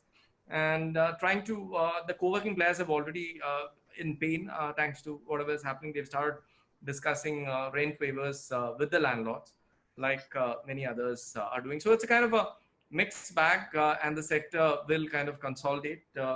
Many co-working players actually want to play the operating model game. Even they don't want to invest in capex. We believe some of the co-working centers will shut shop, and this space will come back to the landlord, and he will start doing his own co-working center. So these are some of the things I believe will happen to the co-working industry. Do you think that companies now who didn't have a very good force majeure clause and were stuck in these 2-3 months, 2-3 years, 4 years, long-term rentals, spent a lot of money on fit outs, and I'm seeing figures that pending, of course, the government maybe today, tomorrow, day after announcing a huge economic package, we are going to see a massive number of bankruptcies. Scary figures out there. I don't want to quote them to cause any panic, but enough that a lot of companies are contemplating that they have to cut significant numbers of their workforces, at least during the temporary period. Obviously, there'll be a ramp up after 6 months, 1 year recovery. And they're saying, hey, wait a minute, we just had this setback. The biggest expense we had was this massive rental contract we couldn't get out of. Maybe now's the time that when we ramp back up, it's just don't sign a 9-year lease with a 3-year renewal and just go for a year, 2 year, or even a month-to-month co-working. And that's just from a pure mental stress behavioral change. Do you buy that? Or people are going to be like, well, how many COVID-19 black swans can happen in a decade, Yeah, I agree. I think that will be the positive for the co-working industry, which is the flexibility that it offers, the no capex which it offers, and the short terms which it offers. So you're spot on. I think that will definitely happen. And I'm just going to, for the last few questions, I'm going to try to, again, go back to the macro industry instead of trying to deep dive into asset classes. I have Aryant Jain. Hi, Aryant. Thank you for joining. Who's this year's co-convener for the Delhi State Real Estate Committee.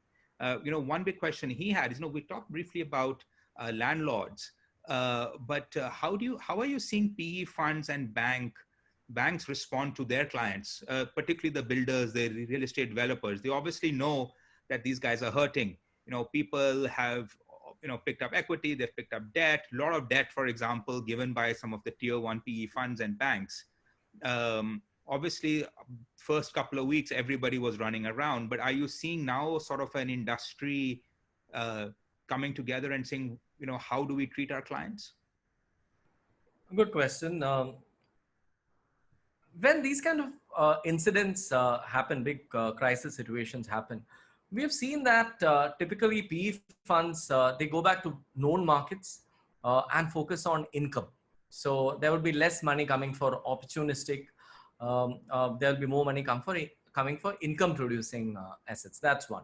Second is currency correction can create opportunities. Currency fluctuation scares people, but currency corrections can create opportunities. We need to keep that in mind. There is a renewed cautiousness about India over the last 3 to 4 weeks. But like I said earlier, there's a lot of dry powder. They're sitting on 330 billion of dry powder is what the global real estate funds are sitting on. We also believe there'll be a lot of sale and lease back happening. As a lot of Indian corporates who are starved for cash, they would go to buyers and say, this is a sale and a lease. I'm selling my asset and I want to lease it back from you. We would see that beginning to happen. The big vanity building you had, you're like, what, not worth it. Let's get it to a buyer and do a buyback. So, at least your balance sheet cleans out on cash, right? That'll definitely happen. And real estate is non-core to your business. So right. Of course, you'd rather put it on your core business. Banks will force sell NPAs. That's going to start in 3-4 months time once the moratorium ends.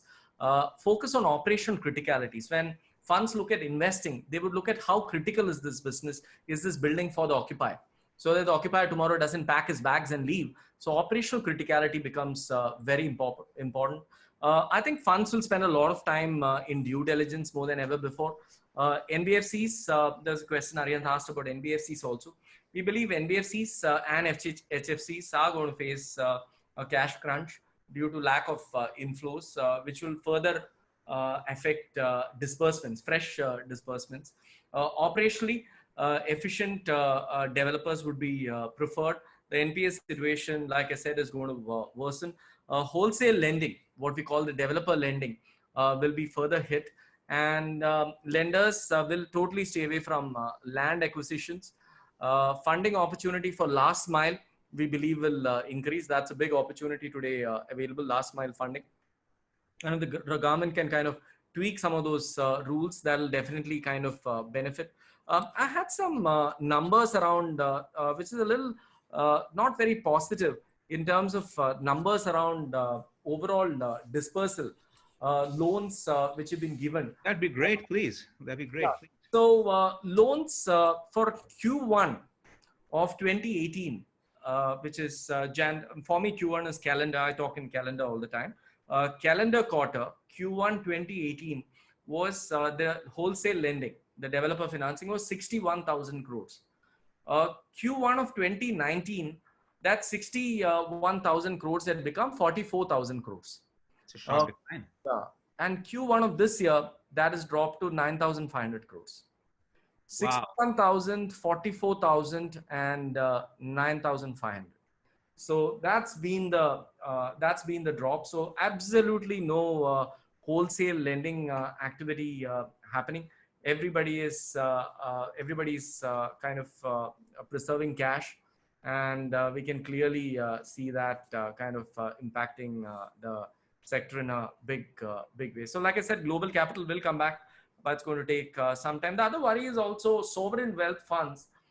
Typically in these kind of situations, sovereign wealth funds from Middle East, for example, given all the things which are happening on the crude front, they may have their own challenges given the crude prices. Sovereign wealth funds, which will be called back by their own home countries to come invest in their own economies, to kind of turbocharge their industries. At that time, the last thing they would want is come and let me go and buy one more office building in Hyderabad, instead of saving their own home country, which is going through all kind of COVID challenges. So we believe sovereign wealth funds would again kind of slow down in the coming months. But just on Aryan's question point again, just on the PE funds who've already given loans, who have already given mezz finance, who's already underwritten many of these projects. Do you think they're going to be softer than the banks? I mean, what are any insight into how they're thinking about this? Are they going to try to do foreclosures, personal guarantee cashing, obviously black swan? So, I mean, one would presume, since they don't have the RBI behind them to declare NPAs and such, they have a little bit more room to negotiate. Aditya, you need to remember that the PE funds never went into too much of lending. They were all focused, the big boys, the Blackstone, Brookfields, GICs and CPPIBs, they were more focused on buying income producing assets. They did very few residential opportunistic kind of investing or lending. Very few lending activities. Most of them are fully focused on buy out and get yield. Yeah, getting yield from day one, or towards last mile when the building was getting ready, and they all invested with good developers. They all invested with good names, the best names in each of the cities. So that was fueled by all the NBFCs.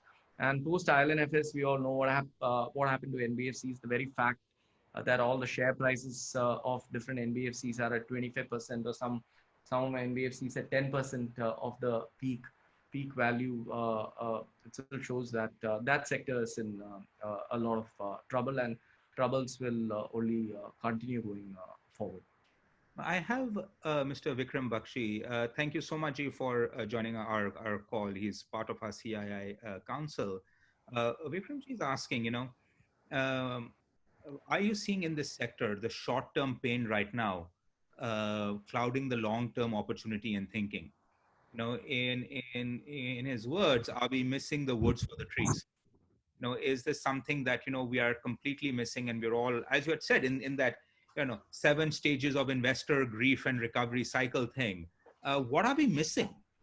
What's the macro stuff that we should be looking at? And we did talk a little bit about this, right? We talked about this entire boom in outsourcing coming in.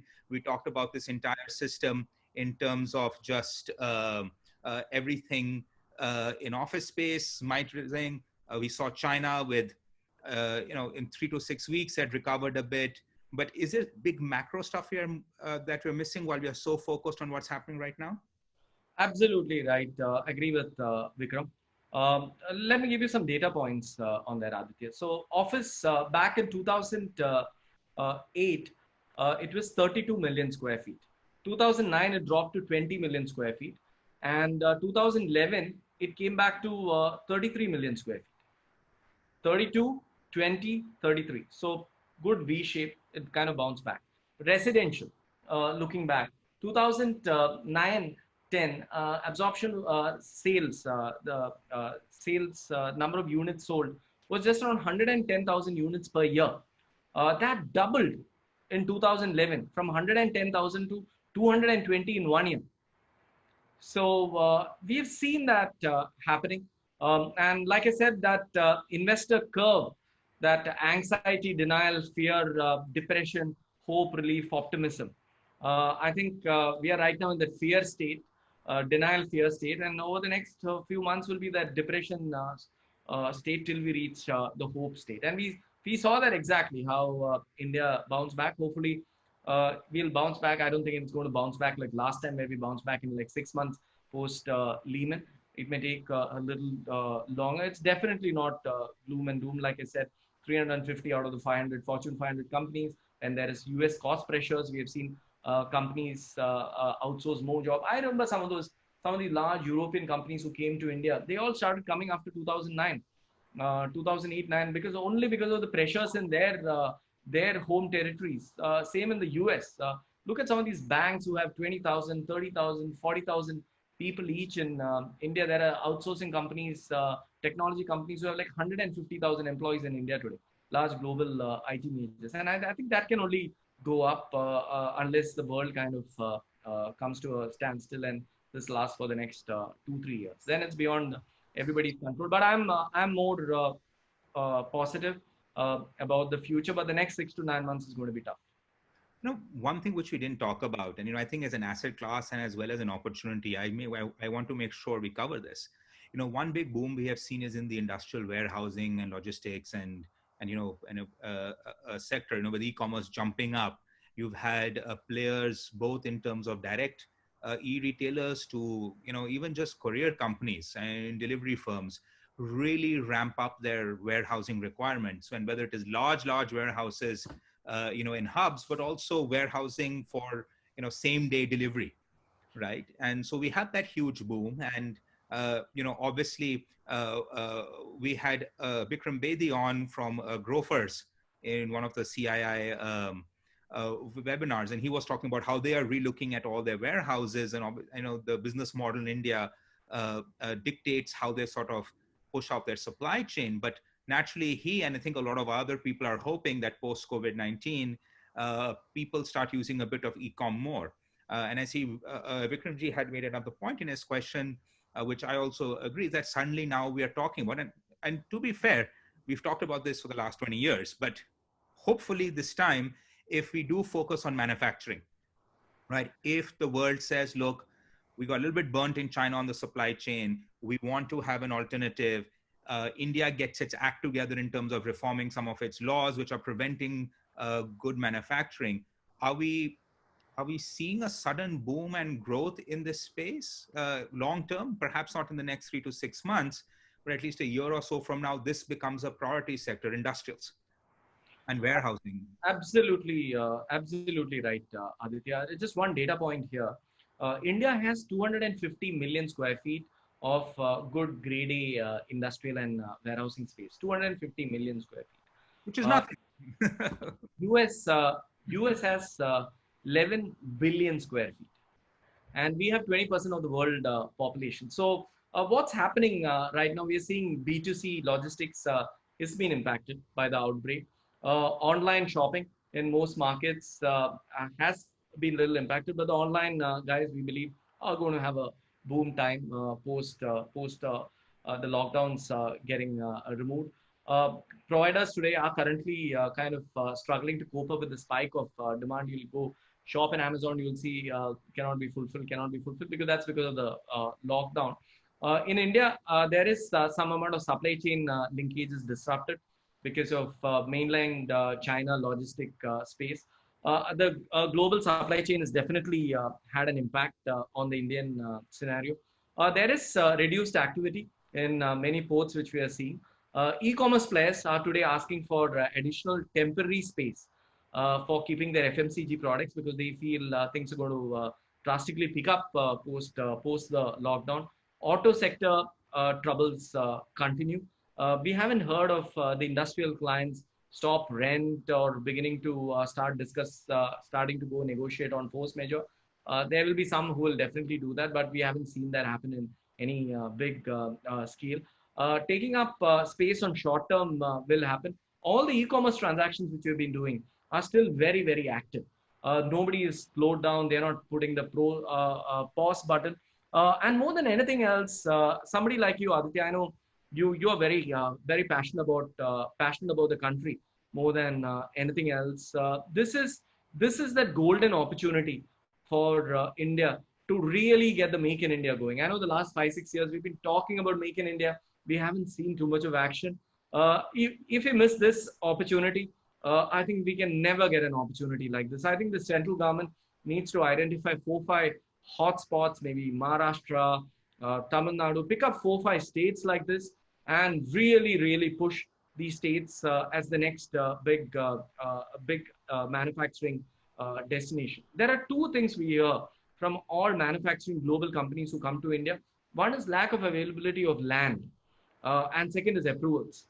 These are two things which they keep talking about all the time: approvals and lack of land availability.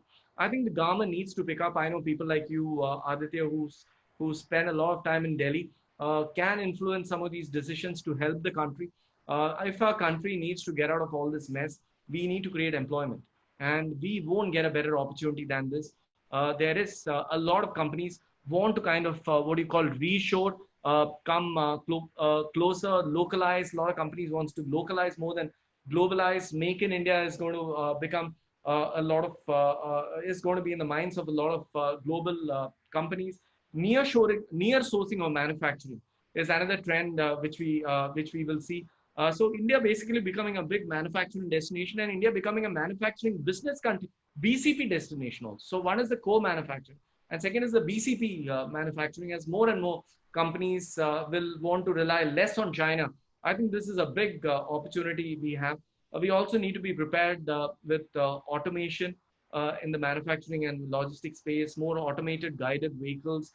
Robotics would start playing a big role, contactless deliveries, all that. But more than anything else, Aditya, when I think of CII, I think of big manufacturing. And I think CII can definitely play a role in this. We'd be very happy to kind of partner with CII to kind of drive some of these initiatives. And this is that golden opportunity. If our politicians, if our bureaucrats, if our industrialists don't come together this time around and try and see how we can make India into a big manufacturing hub, I think it'll take us many years to kind of come back with everything that's happening in the world. Ajay, I think I can't agree with you more. I think this is a golden opportunity. I think there was an opportunity similarly maybe 10 years ago. There was a few supply shocks even 6 7 years ago in China, where we had a lot of people coming to India saying, can we have India step up as a manufacturing? And then for whatever reason, despite best efforts or at least lots of very positive moves, most of that went to Vietnam, it went to Bangladesh, it went to South America. That huge manufacturing boom didn't really come to India. And we talk about ease of doing business all the time. And one of my favorite changes to the phrase, and so someone else who came up with this, was that there is one thing about ease of doing business, which focuses on ease of starting a business. But there's also, especially for manufacturers, ease of continuing to do business and be in business.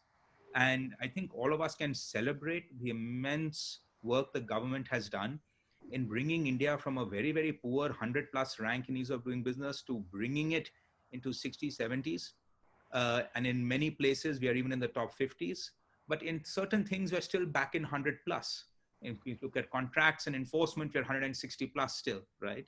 And I think this is a great time to remove a lot of the regulatory barriers to really bring efficiencies. And, something you and I have talked about always is that this is a revolutionary change, that the biggest proof of concept that can you get work done without having site visits and multiple signatures and notaries and all of this stuff.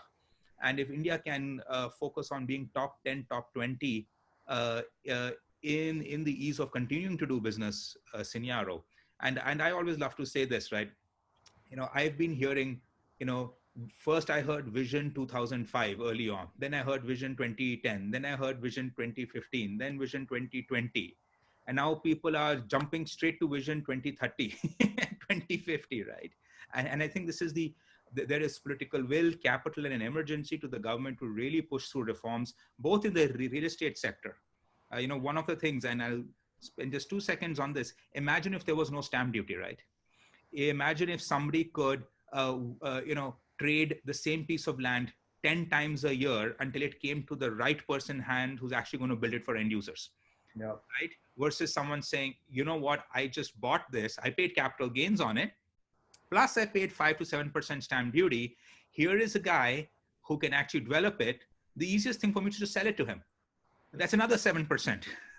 Versus saying you're going to make a lot more money from the GST, from the cement, the steel, the end, than on the stamp value of land. And GST states make money. So I think these reforms in the sector, in real estate and land development, but we could do a 5-hour conversation on all these reforms in the manufacturing side. And I think once we get some of those in, we learn a lot more taxpayer money for the government. And I think this is a once in a lifetime opportunity for India to really pick up the threads on manufacturing. If we miss this boat, I'd be very sad that, I don't think another one is going to come for another decade or 2 decades at least, where we are seeing this type of push. I want to, try and focus on the last few thoughts, right?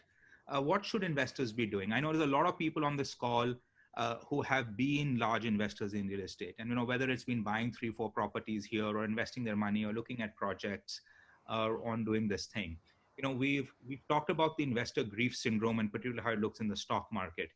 If you are a smart investor today in real estate, if you want to be a smart, both for assets you have across various classes, to people who are professional investors who've had a lot of who this is what they do. We can't ask them that, hey, you are a professional real estate investor, this is down, go find something else to invest in. What's their strategy? How should they be looking at the next 3-6 months?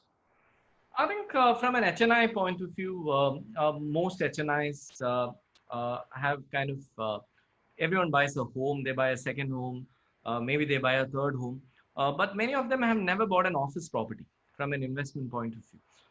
You could even today's times, even during the best of times or the worst times, an office could yield you around 7 to 8% yield. So that's opportunity one. And given that foreign funds may kind of slow down, I think it's a big opportunity for HNIs to kind of step in and kind of bridge that gap. I think that's the first opportunity in terms of buying office, which is under construction or which is ready or which is leased out. Leased out today is at around 8%. Maybe it'll go up a little bit. I think that's the opportunity. I think what will also happen is over the next few months, there is going to be a lot of distress in the market, and there would be good distress deals coming from financial institutions. From finally, there would be developers who will want to kind of shake hands. That bid-ask spreads would kind of come down. That's something which we'll definitely see. So I think there will be deals which will happen, and I spoke about it 2 times before. With all the money which is going to come in thanks to the quantitative easing which is going to happen in different parts of the world, it will have to look for assets. I know India has those emerging market risks and currency fluctuations and all that, but eventually once things settle down, these kind of things will come. I'm reasonably bullish on all the sectors out there, and I personally feel over the next 1 year, one can get very good deals on the home front if you're an end user. Residential is an end user game. Residential is not an investor or a speculator game. And if you're an end user, I think next 1 year, prices will further correct, and that's a good time to kind of go by. It's that won't last forever. And today you saw this, right? In the last 1 month, stock markets 20-30%. Some companies have lost 50% value. Some companies have lost 20% value. Some companies lose 10% value in one day. But in real estate sector, we don't have Black Tuesdays and Black Wednesdays and Black Fridays. Real estate, even if the price has to go down, we have seen in some markets in India, some markets, not every market, in some markets, prices actually correct 20-25% over the last few years. But that's happened over a period of 3 to 4 to 5 years. So even when price correction happens, it happens like this slowly. It doesn't happen one day where you lose 10% of the value. And when the prices start going down, that's a good time. If you want to exit, you can exit. So I think real estate is still a very, very safe asset class. And I've seen all these stock market gurus who come on TV for Diwali and sit and say the Sensex will touch 1 lakh and all that. I don't know what happened to all their predictions. Everybody's playing right now. I've seen banks predict rupees going to touch 30 rupees. So we see all these predictions on CNBC and ET now, and people still buy into those predictions. And people have forgotten all the stock market gurus. What happened in the last 2 months? You've just lost 30% of your value if you had invested in the stock market. That wouldn't have happened in real estate. If anybody on this call or any stock market gurus, those mutual fund gurus who come on television channels, if they can say that real estate has lost 20% in the last 3 weeks, I will obviously go first buy their home before because they're going to sell it 20% cheaper. And because there's been so much of talk, I think the real estate sector hasn't kind of grouped together, come together to kind of market the benefits of being in real estate. There's always bad apples. Real estate has those bad apples. In certain pockets in North, for example, there were those bad apples who delayed projects by 5 to 7 years or whatever. But there's so many great developers in cities like Bangalore and in Mumbai who always deliver on time, who pay penalties to their buyers if tomorrow there's a delay. I think those are the guys who are going to do well. And there needs to be something for the sector, like you're seeing mutual funds. You need to get something like that together for the sector, that real estate is a safe investment. Don't expect the kind of returns what you saw between 2004 and 2008, where residential prices went up 225% in that 4 to 5 years. You can't see those kind of returns. But if you want a home to stay and you expect inflation-adjusted decent returns, I think real estate is still a good place to be, and even on the residential front, which is going through so much of pain.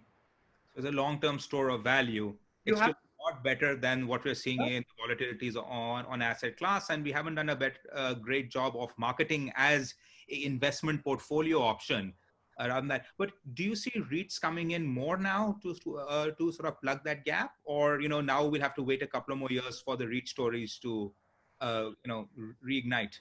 More than the REITs, but just before going to REITs, I'll just add one more point here. Aditya, this COVID-19 has also shown us that you need a home to stay in more than ever before. Like you need a home, something which you can call your own to stay in. That's one. REITs, I think there were a couple of not two or three REITs which were planned this year. I think it's going to slow down. 2 reasons. One, global capital will kind of go to safer places. And 2, all the volatility in the stock markets, which we have been seeing. I don't think the REITs will happen this year. But these developers are very credible names, and I think they will push it out to next year, is my belief. By the way, I love I know we should have put that as our underlining thing in our talk on the residential assets. I think a lot of people have sort of woken up one morning and figured out that, hey, I can't pay my rent. I'm out on the street. Owning a home is a big safety net. And it was always a big safety net And in I'll just add a point. I've actually heard of cases from the developer community where the landlord didn't let a COVID-19 patient stay in the house. All they were staying on rent. So, they evicted them or they put them out of the building and all of this stuff. Right? so there are those kind of things happening. Not much, but limited. So some things we need to keep in mind.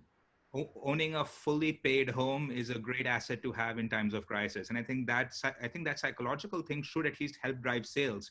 For those who are asking in the audience, how do I drive sales for residential real estate? Call them up and said, sir, tomorrow if something goes wrong, can you be evicted? Obviously EMI spending, but I think owning a home, I think, is a great way now for the industry to say, own your home, be safe. In a crisis, this is the one asset that you have more than any. You can't go live inside your DMAT account. Ramesh, thank you so much. I think we're hitting, we went over by almost 25, 30 minutes on this call, but it was a brilliant conversation, and thank you for spending the time and, covering every single asset class, a whole bunch of questions we had very systematically. Any last words you'd like to do to wrap up? That simple curve which I spoke about. I think the hope will come back, and then will be the relief and optimism. So this is that pain, fear, panic stage, and things will definitely improve. And like I said, the optimist needs to think tomorrow is going to be better than today, and today's challenges are tomorrow's opportunities. And I think Indians by design, I think, are very optimistic. We always hope for a brighter future. Thank you very much, everybody, for joining in. I know we went over a bit. Many of you stayed with us. Please, if you're not a CII member, I have shared the link in the chat. Please join CII. We are always very happy to have new members, big, small, any size, work with you to figure out how we can help in your industries to address individual members' issues and problems. We also have an amazing lineup of more webinars. We have one tomorrow on zero-based HR budgeting with Nilesh Gupta in Deloitte. Please join us for that, as well as throughout April. Ramesh, thanks again for being with us today, and for ending on such a positive note. Thanks, Aditya, for calling me. And if things get tough in your industry, Aditya, you can obviously become a TV moderator. You did a fantastic job today. Likewise, Ramesh. Public speaking career in motivation. Thank you, everybody. Have a great evening. Bye-bye.